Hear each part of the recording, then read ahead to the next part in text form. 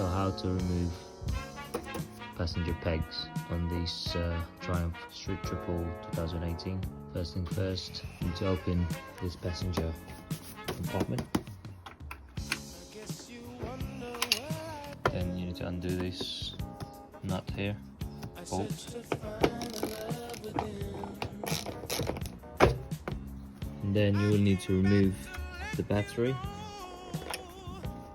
There's two ways of doing this. You can actually remove the battery or just lift it up.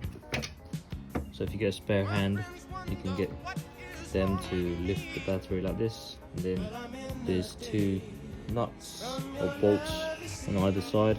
Actually there's four. There's two that side and two this side.